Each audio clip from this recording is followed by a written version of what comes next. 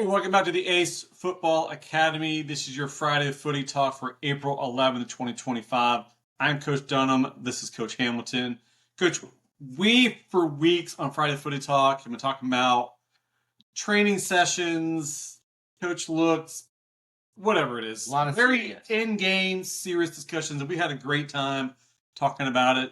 Today we're going to mix things up a little bit, have a little bit of fun, and if you're listening, first of all, thank you for listening.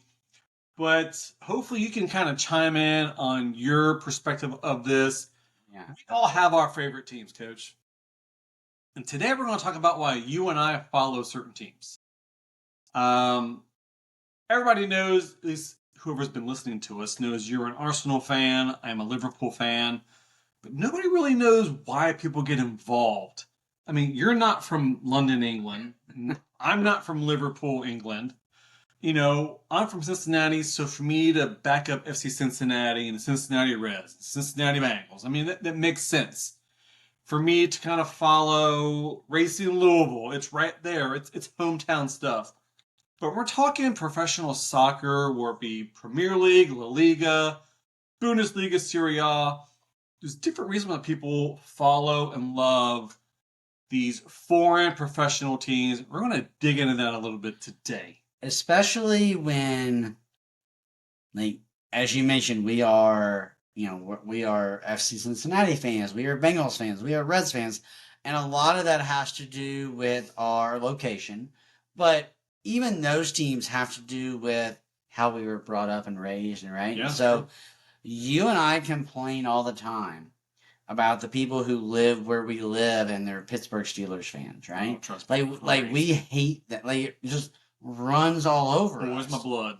So this is going to be a fun conversation just to talk about, okay, fine. As you mentioned, I don't live near London. So why are you cheering for Arsenal?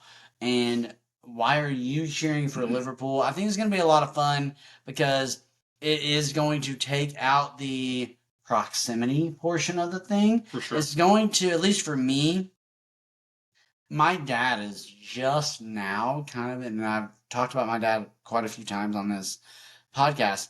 My dad is just now, after his big trip to Spain, starting to embrace soccer a little bit. Like he sees how much fun it is. But clearly, he's not the reason why I'm an Arsenal fan. So I think this will be a lot of fun.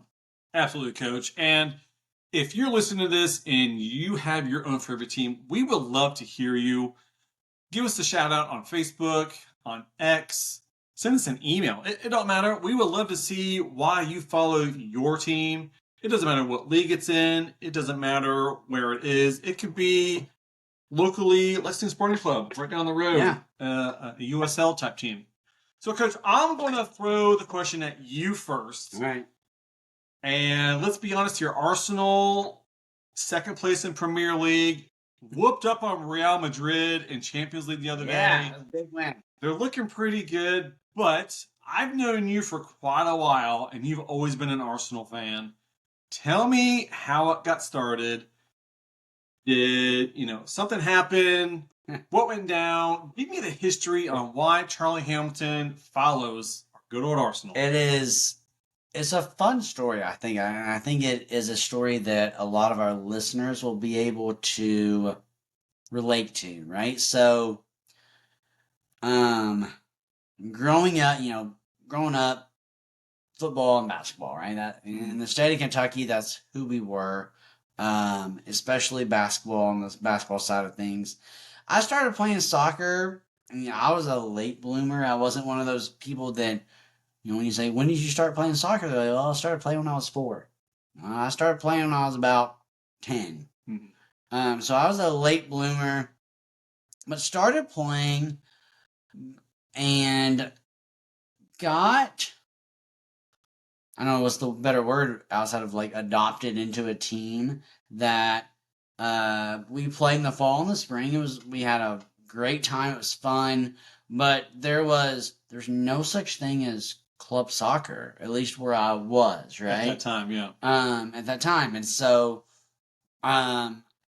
there is now, which is great. And I shouldn't say there was no such thing, but there was club soccer. But it was the Javanon, it was the Mockingbird. You know, there was the bigger clubs that have been around for forever, right? So where I was, it just wasn't a thing, and so we had a parent put together a team of players, and when I showed up, I remember, you know, they handed us a Kroger bag and it had our uniforms in it, right? Mhm. And it was a orange jersey, yellow jersey with the collar, Oh, there you go. Classic. right? Classic. And they were like, "We're Arsenal," and I'm like, "Oh, okay, Arsenal. We're Arsenal." Your team name My team was name just was Arsenal. Yeah, All right, I like that. and so again, we weren't affiliated with the club. We are kind of doing our own thing, and then it turned out that we were really darn good. Let me ask you this: what year are we talking about? You're 10 years old, but what year are we looking into here? I know Oh I'm letting boy. people know how old you are. I mean, we're looking at 98, Oh, okay. All right. right? 97, Yeah. the kind of that era.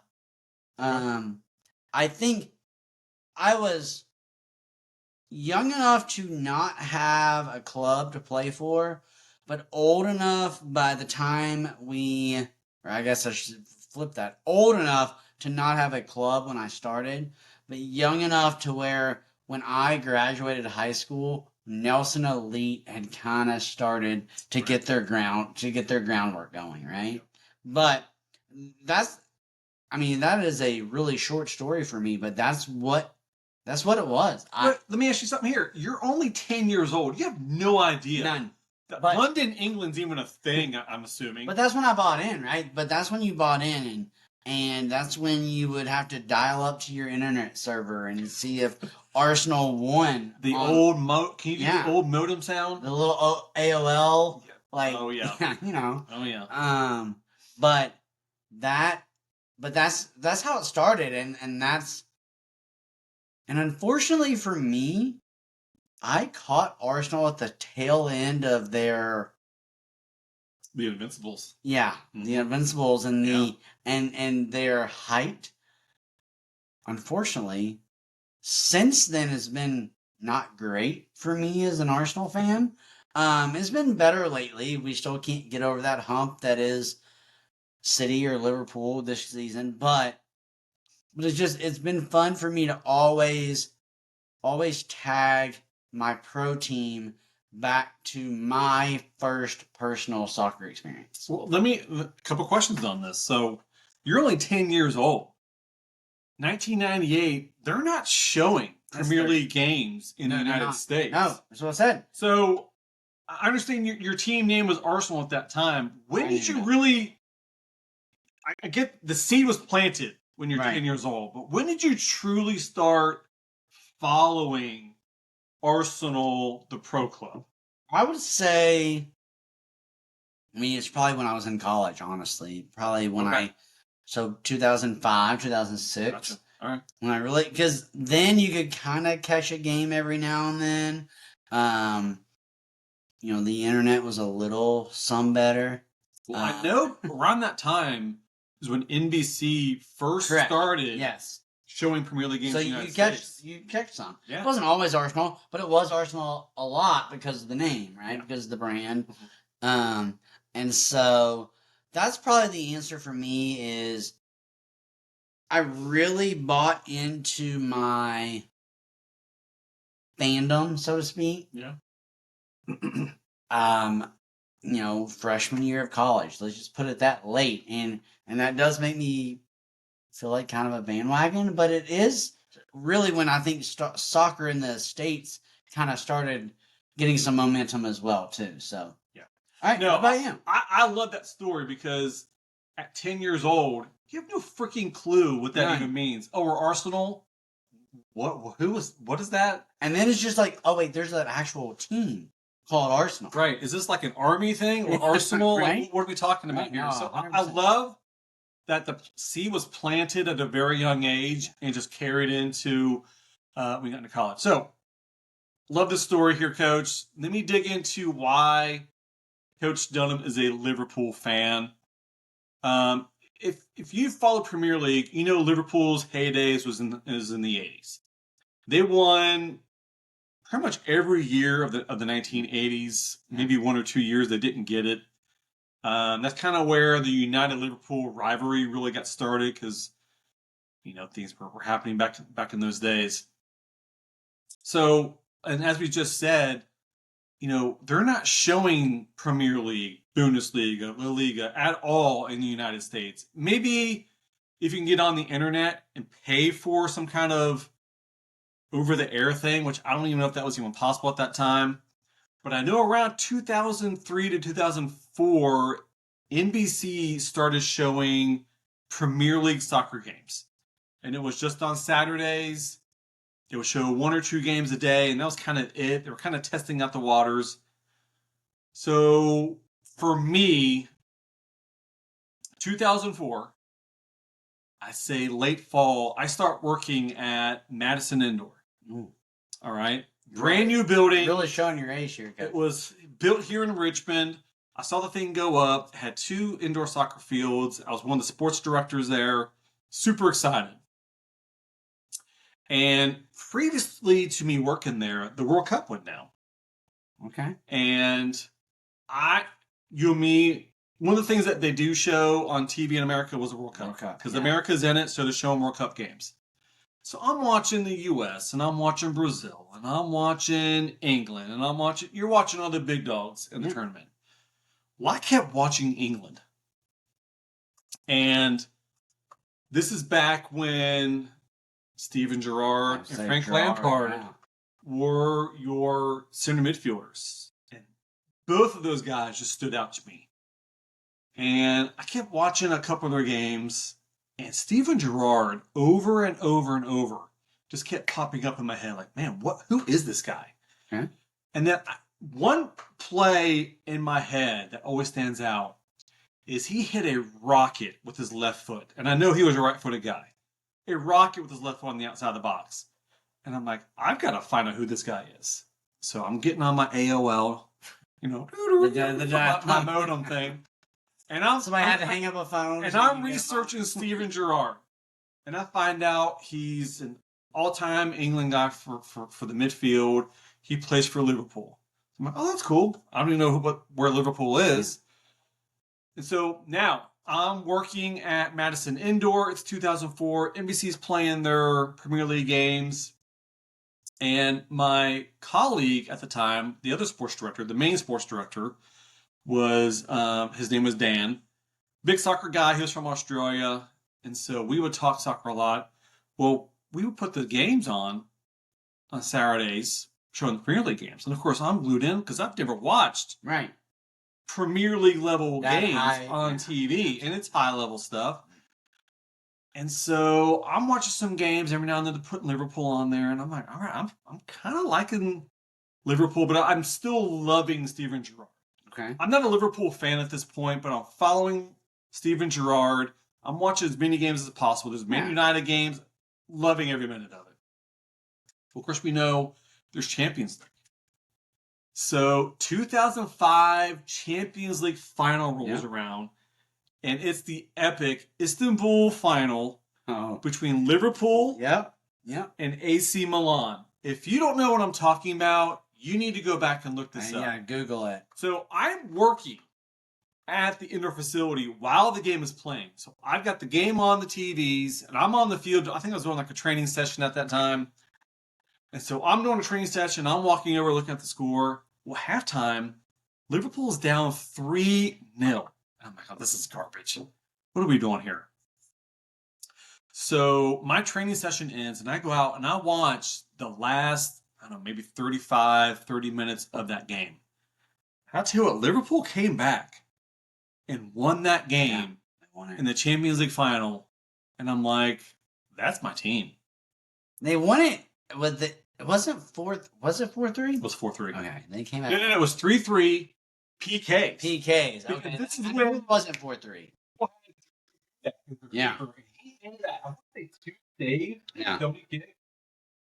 And I'm glued to this. My eyes are, you're all watching this kind of thing. And that game ended, and I thought, unbelievable. Yeah. Not only were they down, they came back and won it. They dominated the second half, tore up the PKs.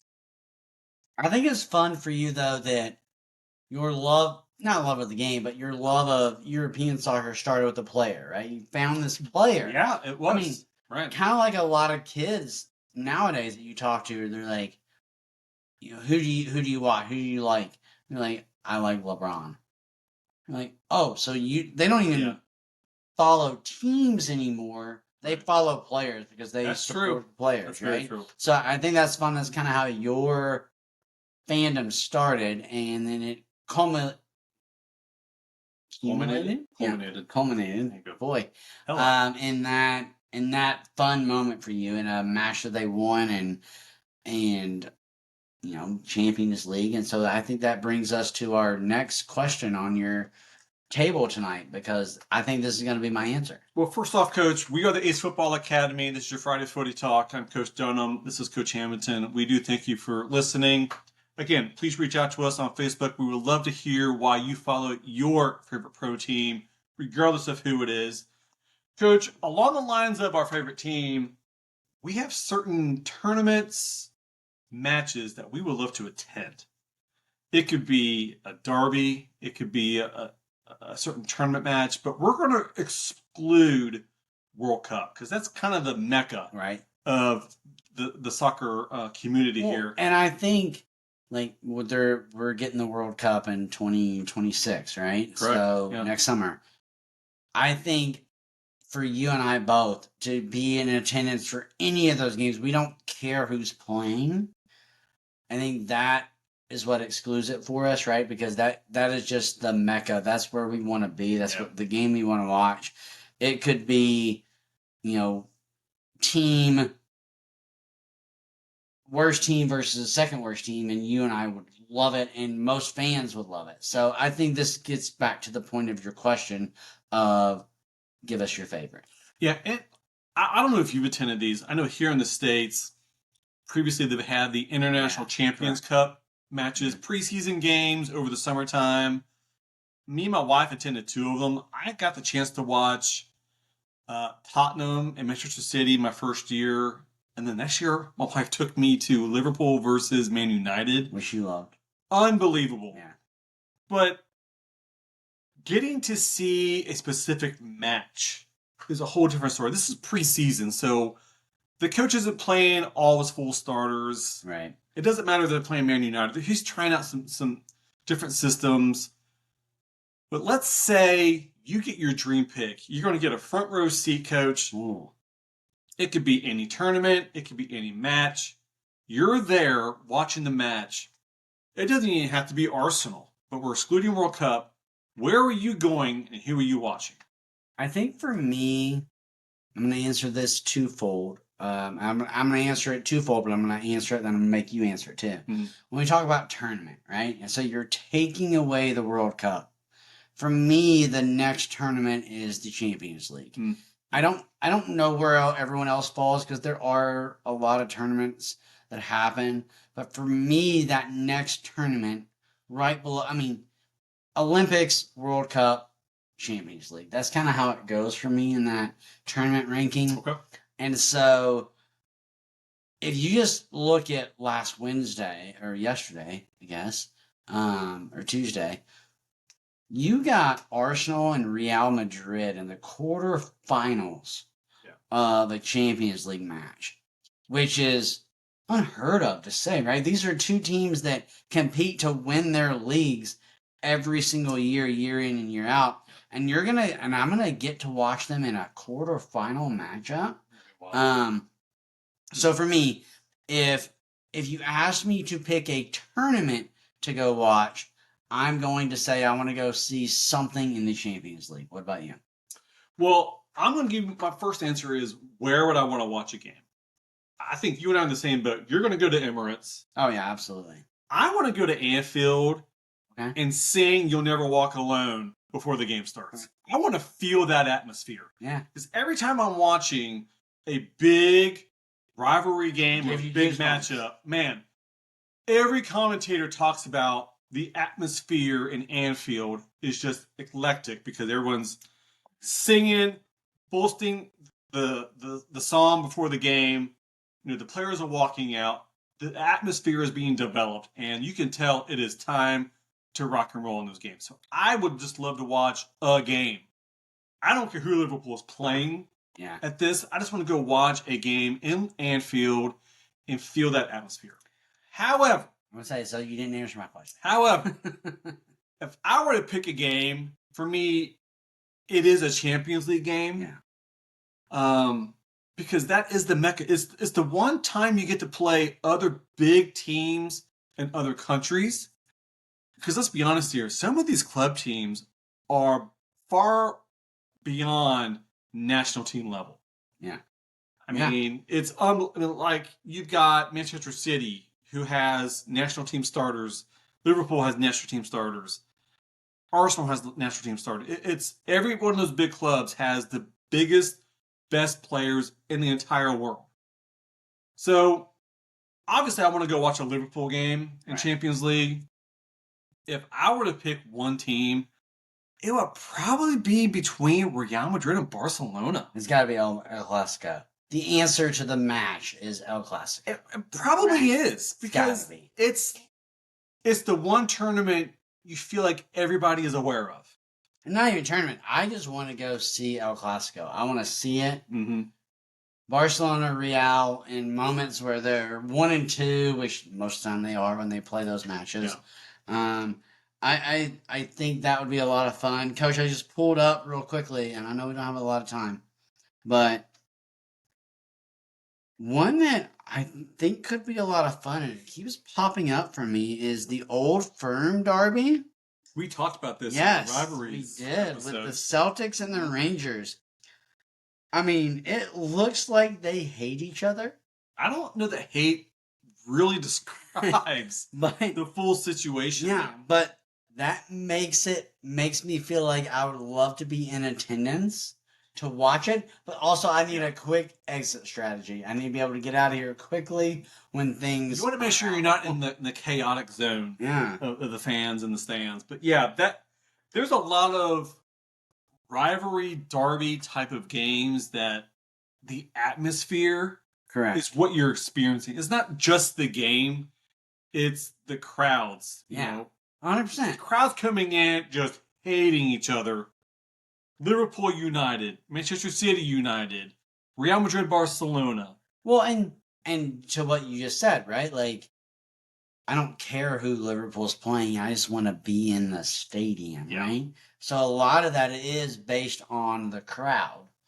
Or based not on the crowd. You just want to be in that environment because you know the crowd that Liverpool is going to supply.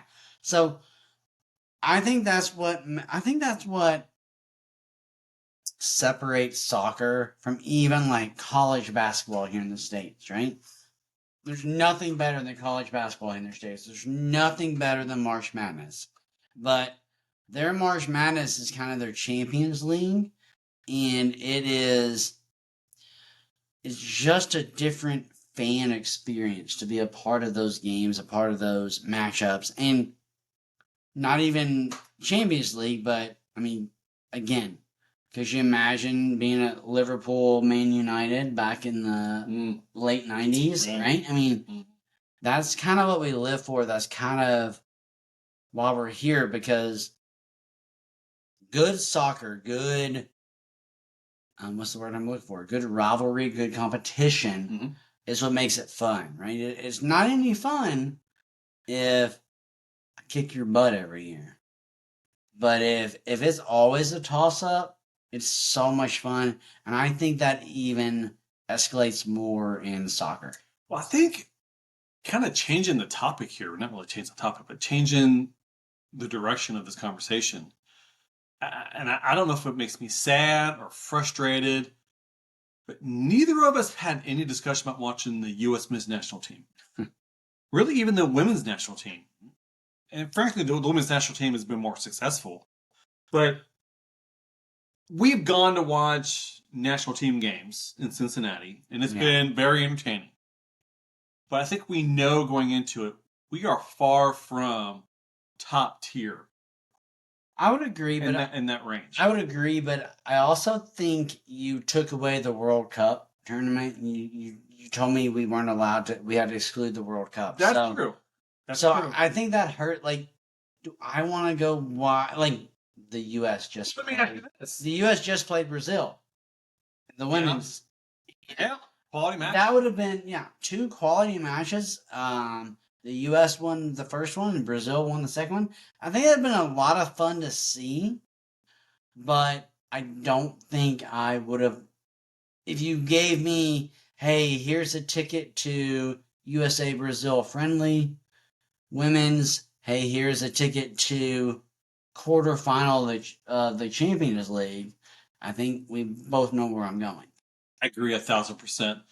Let me throw another question out here, Coach. Since we're going to go back to excluding World Cup, if you had a chance to go watch an Arsenal game, are you going to go watch at the Emirates Arsenal clinch a Premier League title, or are you going to travel to a neutral site and watch a Champions League, let's say a final? Premier League title clinching game, or Champions League championship final game? Zero hesitation. I'm going to Emirates and watching Arsenal. I love it because a final. like that's be more exhilarating than being in your home stadium. And you clinch it, and you're gonna. Oh yeah. I'm gonna get everything that comes after it. Yeah. And you're gonna have to come pick me up and drive me home and all those things. Like I can't wait for that day. It's gonna happen eventually. It needs to happen. It's not gonna happen this year, but it's gonna happen soon. Now, this year, I'd say. What about you though?